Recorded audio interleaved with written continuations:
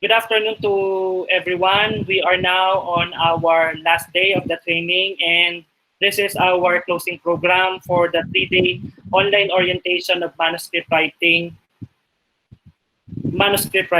So to start our program, everyone is requested to be silent for our prayer through audio-visual presentation.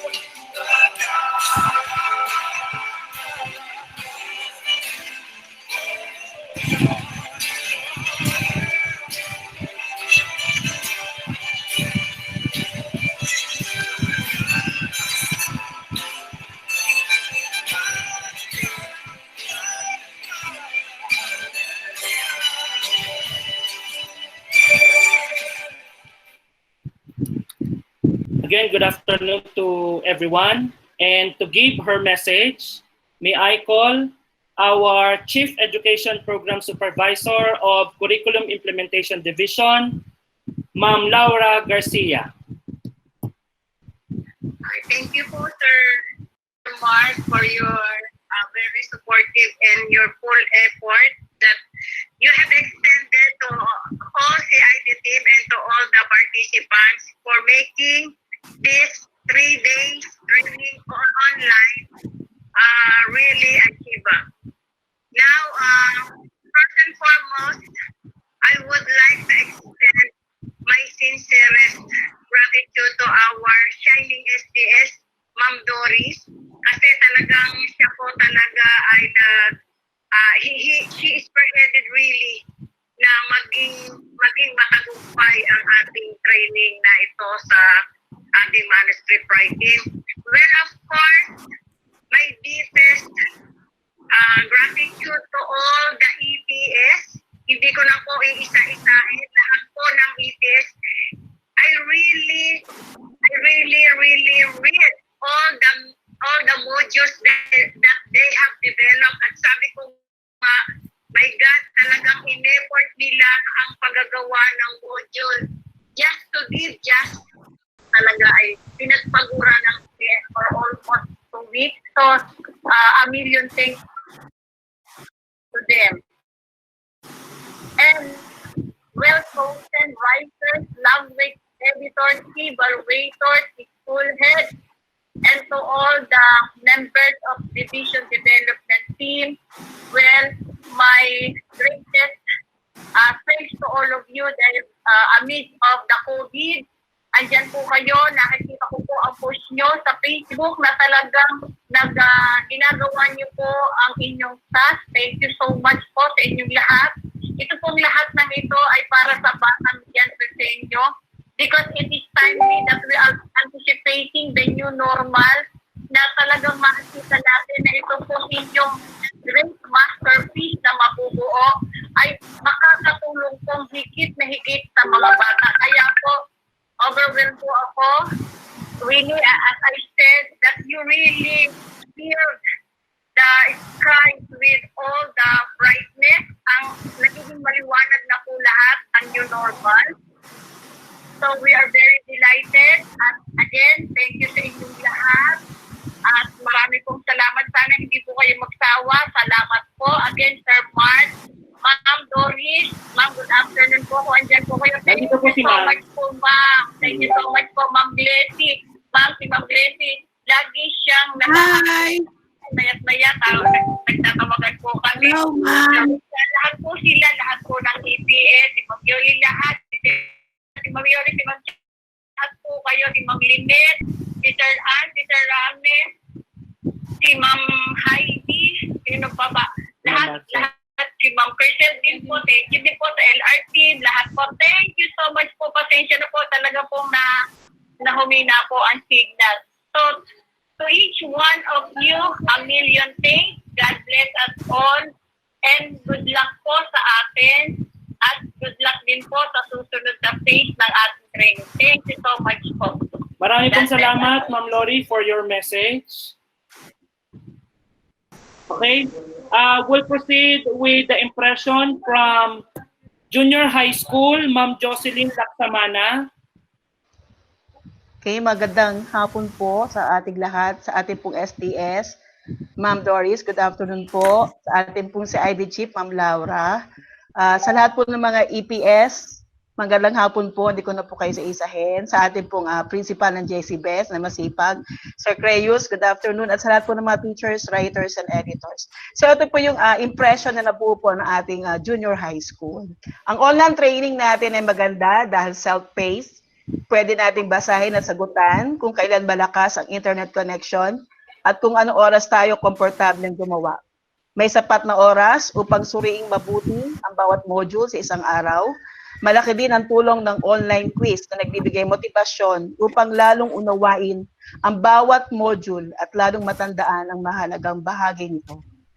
Ikalawang impression po na ating pong sir, natutunan natin to take full responsibility sa ating pagkatuto sa tinatawag nating new normal.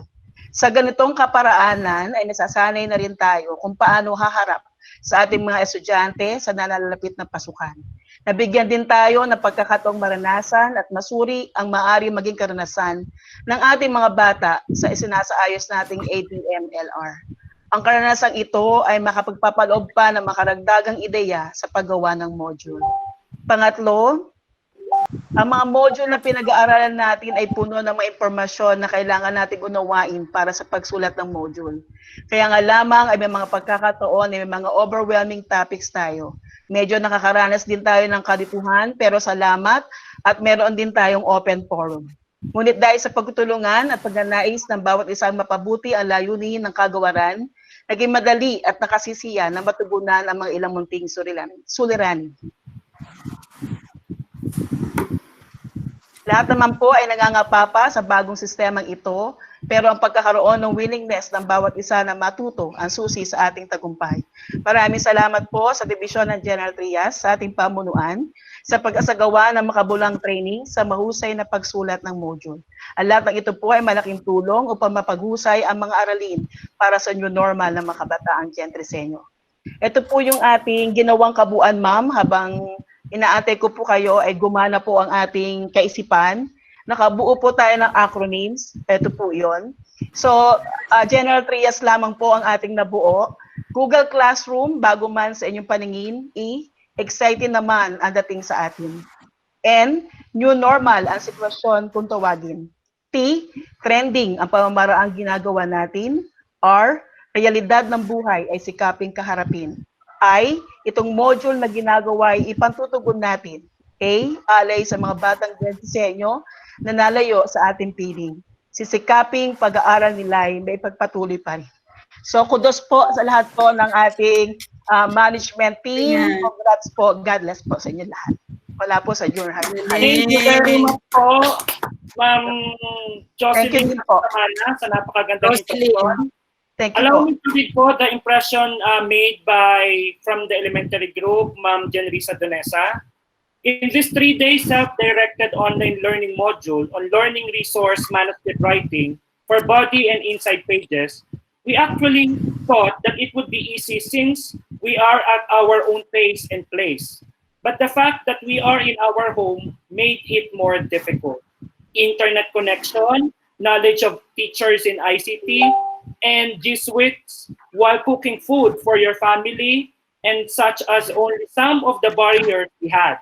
Yet we are able to bridge the gaps because of our commitment and passion and continue to strive. For 3 days, we felt like a pupil again, getting excited and nervous with our scores of our post-test. Hindi pala madali gumawa ng module. There are a lot of things that we need to consider. There's a lot of rules that we need to abide.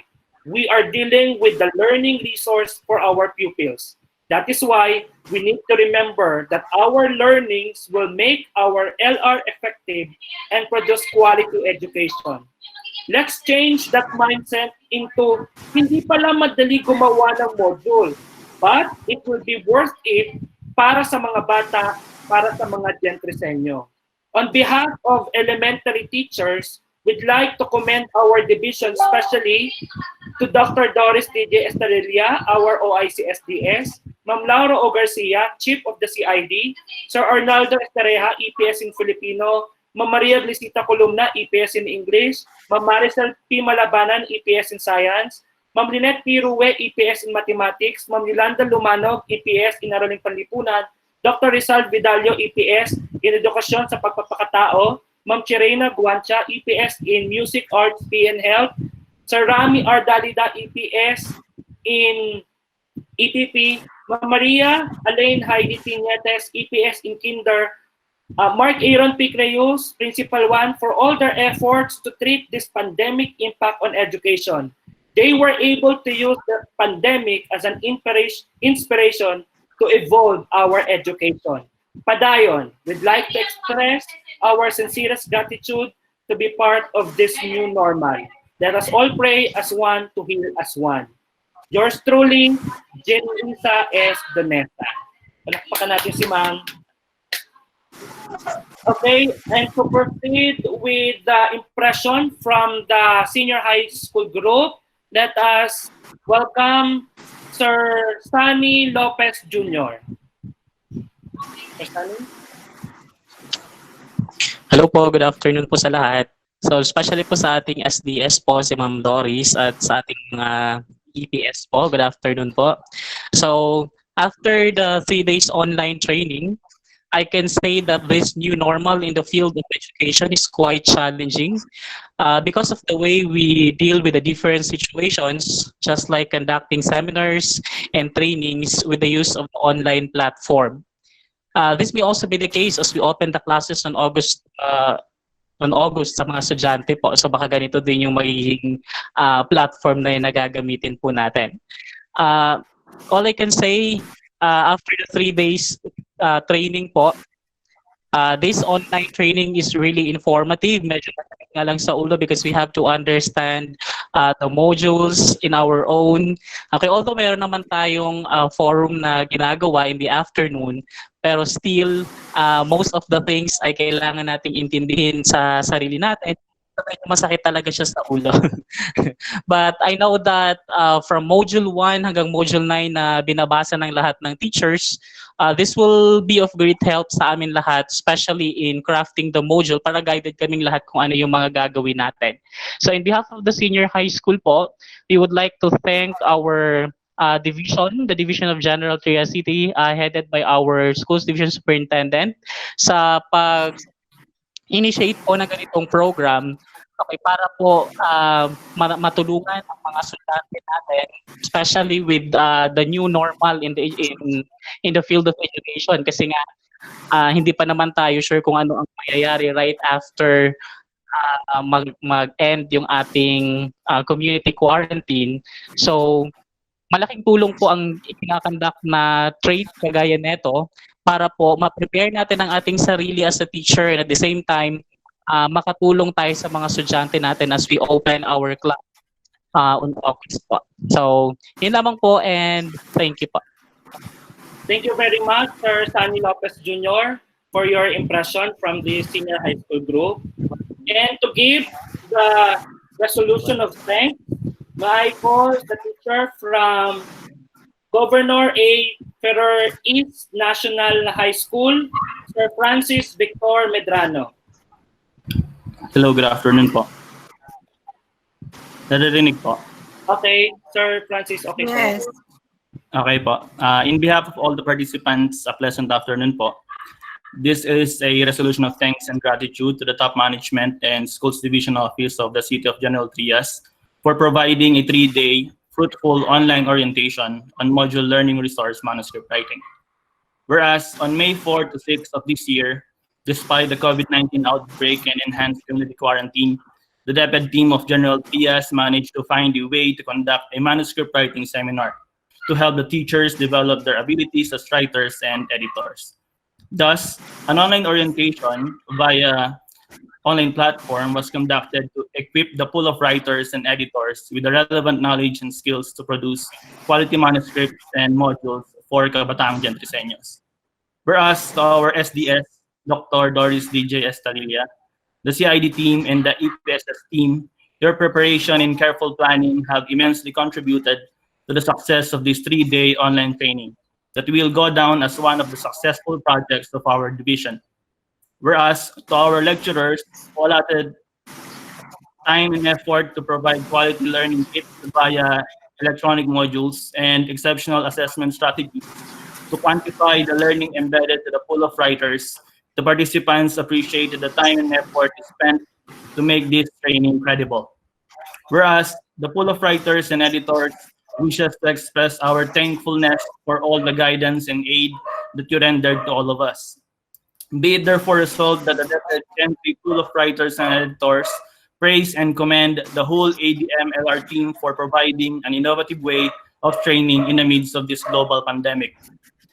Be it therefore further resolved that the pool of writers and editors express their heartfelt gratitude and profound appreciation to the ADM-LR team who managed to deliver an enjoyable learning orientation that will lead to a better and productive module writing today and the future of this new normal. Kudos to the top management and to my fellow participants. We truly are the embodiment of our city's mantra na basta galing gentry. Again, good afternoon po. Thank you very much, Sir Francis Victor Medrano, for the resolution of thanks. Let's give him a round of applause. A sign language clap. And to give her challenge to all of us, we welcome our shining superintendent of the Division of General Trias City, Dr. Doris DJ Estalilla. Yay. Good afternoon, everyone. I know it's a long day for all of us. Yes. Are all the supervisors present now?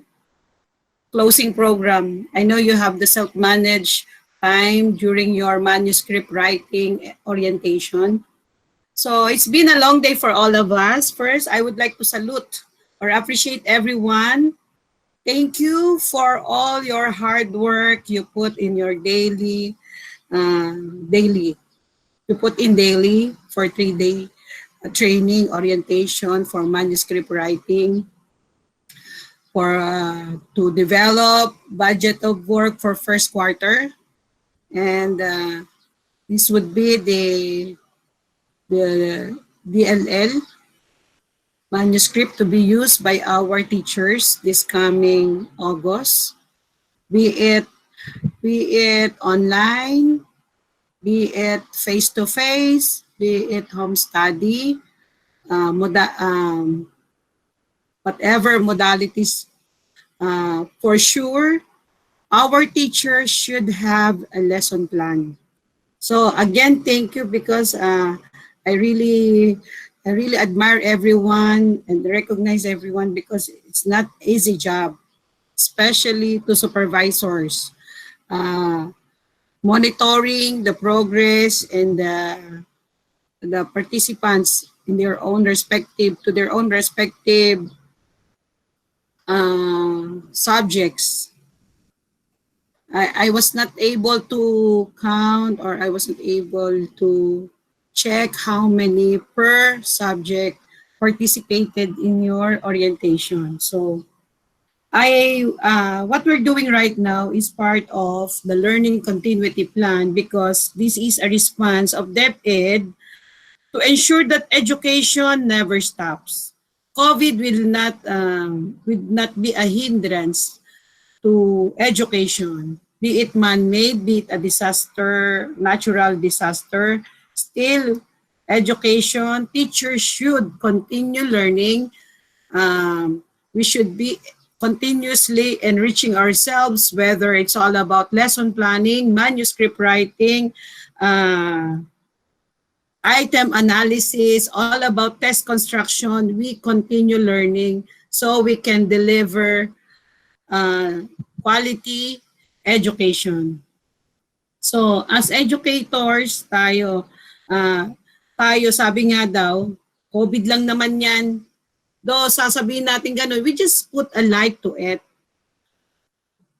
We are into a new normal wherein we will be living in this kind of situation.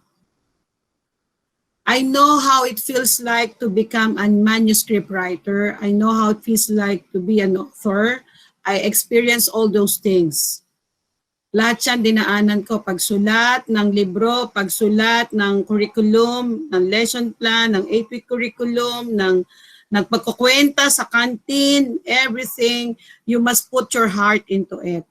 So this situation calls for us to check on. My challenge is, can we still be that passionate and committed despite of the challenges we are to meet, especially supervisors?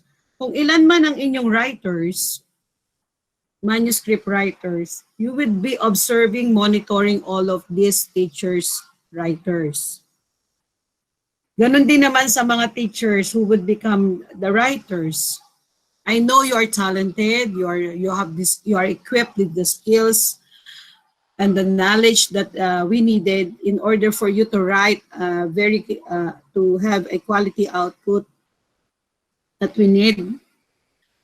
However, once you meet these challenges, can you still be passionate and committed to deliver a quality output, to submit quality output to be validated by the regional office? During writing, you will be experiencing such as internet interruption. You may feel that you don't have support from the family, na ikaw pa inutusan, ay may ginagawa ka, yung asawa mo ayaw makisama sa'yo. Sometimes. Kung ikaw na may single, nangiti si Maricel, you're more passionate of doing something, but you can have a double, you can manage your time.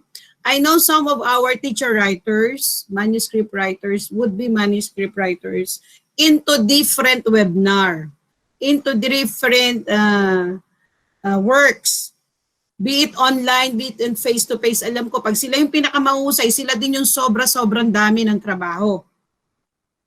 Kung kaya nga ay included, sabi nyo, ang hirap pala, ito pala ang mga dapat nyong tandaan kapag magmamanuscript writer ka, maraming mga rules, maraming considering the demographic situation of learners na magbabasa, considering the teachers, the learners, the material suitability to learners, anong grade level bang na-assign sa'yo, ilan bang competencies ang dapat gawin mo. During those times, mararamdaman yung stress ka, may inis ka, lalo na kung meron ka may mga dinaramdam na sakit. Meron tayong high blood dyan. Meron tayong sometimes, no? Kaya mahalaga sa akin na merong commitment. Sabi ko, tinanong ko si Glessy, what's the next move, the next direction, the next step before the actual writing? You need to have an agreement, commitment form, because as early as now, we can really check who can complete, who can submit, who can really work under pressure and submit quality output to the division and to be validated at the regional level. Still, may question. Ganun pa rin ba, maaasahan ko pa rin ba na tayo, we can beat the time, ready ourselves, ready our manuscript for printing before the opening of classes? Despite challenges, the challenges when you write modules, despite what I've mentioned, kaya pa rin ba natin? I'm not asking only our teachers. I'm also asking our supervisors. Are you still willing? Commit yourselves despite of so many works that you have for your family, your works to your office, and then mga sidelines pa natin. I know you have sidelines. Kaya ba natin? Can we do it? Still, we can smile. Still, we can provide technical assistance to our writers. Needless to say your skills, needless to say your knowledge, because you can read a lot.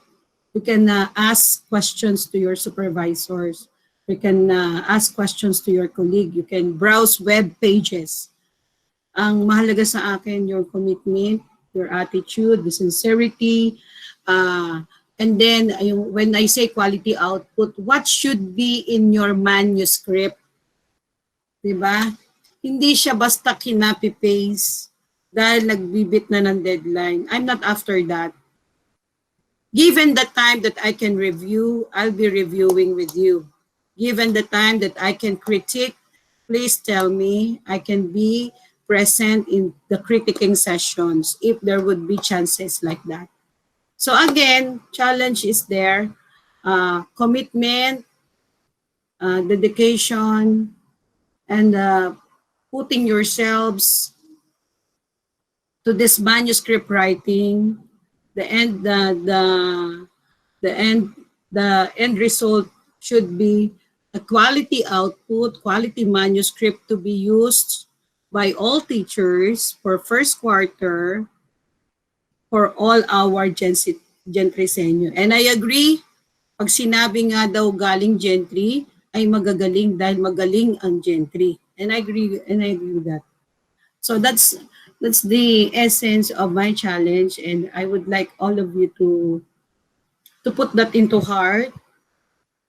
And rest assured that I am always 24-hour. Bigyan nyo naman ng, wag naman, though I said 24 hours, wag naman ng alauna na madaling araw kayong tatawag. Make it a point naman na alam nyo gising ako. Wag nyo na ring istorbihin ng sarili nyo na when I say 24 hours, if it is urgent, tawagan nyo ako ng Saturday, Sunday. What I mean is, you have to make sure din naman ng sarili nyo, you have the time management, when do you write it, what should be your situation, kasi may mood rin ang isang writer. Ako pag wala sa mood, I don't write talaga. Kapag nag-umpisa ako ng hindi maganda feeling ko, I don't do it. Because I can sense the learners, the teachers would be using the manuscript, can sense what's in your context and in your content of the output. So if there's no love, the commitment and the passion you put into your writing, that manuscript would just be a waste of time doing it. So again, congratulations everyone. I truly appreciate with all my heart. Thank you very much, Chief Lori Garcia. Despite of so many webinars, so many online meetings, so many concerns, mayat maya ako nagme-message, you are always there for your supervisors, PSDSS, and to your LR. Thank you very much, dear teachers. You took the challenge and you're taking now the second stairs, doing quality manuscript for our teachers, for our learners. Be proud of yourself, because you are one of the educators that will be really shaping the holistic development of our learners. You are part of the division towards the sulong adikalidad in supporting our Department of Education. As a way of thank you, I will be submitting your names for service credits for those who attended the trainings. Kung kasako pa siya sa summer, no? I-check ko yan. And those when during writing, the supervisor will identify how many days you put into writing the manuscript. You put how many days you have spent doing or writing the manuscript. That should be the point of computation, so I can give service credits.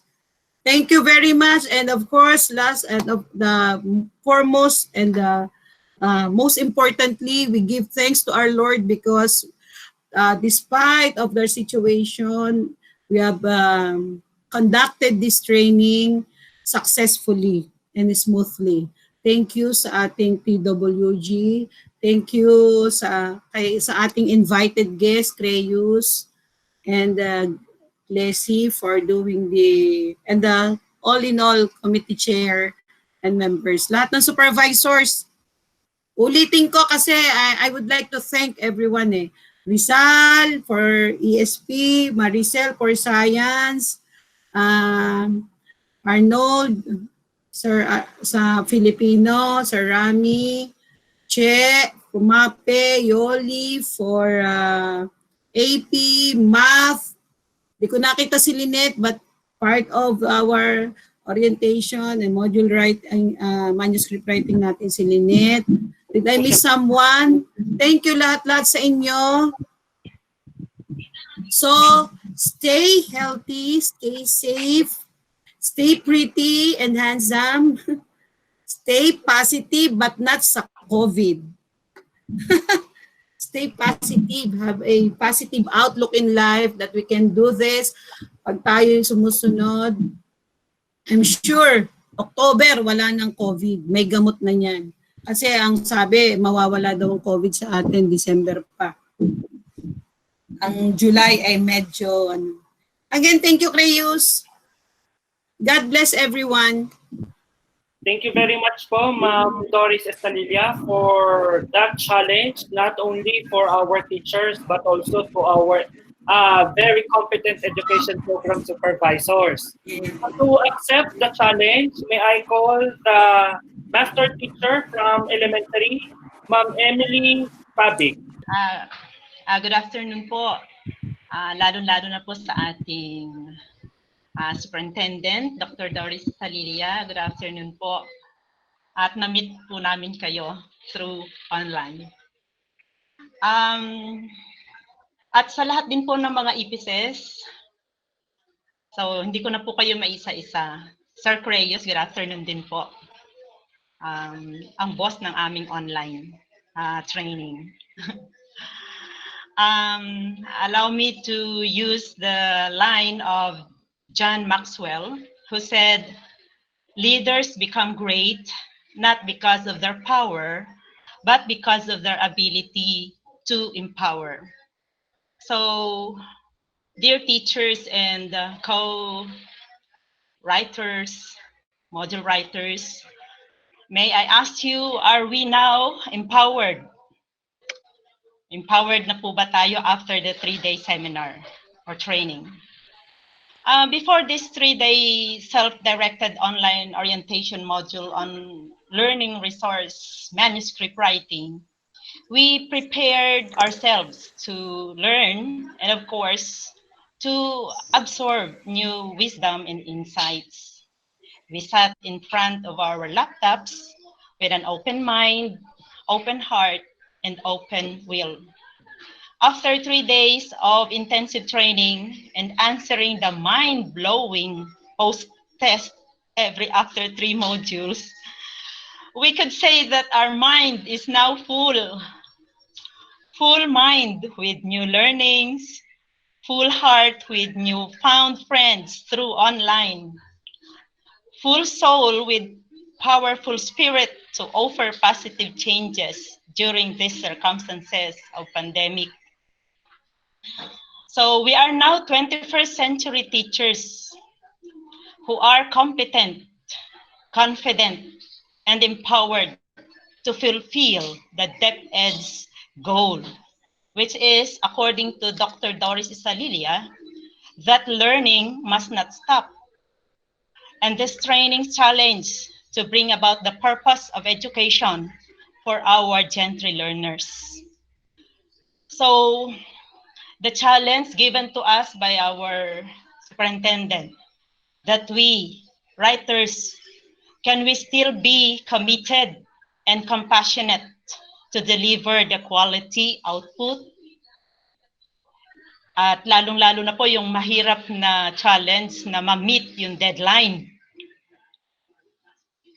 Since we are all confident in behalf of at least 250 writers, teachers. With that, we say challenge accepted, ma'am. Thank you. Thank you very much, Ma'am Fabi, for accepting really the big challenge of our superintendent. And we all know that all your hardships, lahat ng teachers, lahat ng mga EPS, will, ay mapapalitan ng isang magandang ngiti sa ating mga learners na gentresenyo na magbe-benefit ng ating mga manuscript na gagawin. And to give her closing remarks, may I call the pretty president and EPS of Araling Panlipunan, none other than Dr. Landa D.C. Ayan. Yeah. So, a blessed day, everyone. Kakabit na yata yung pretty sa aking pangalan. Thank you, Ma'am Doris, for that.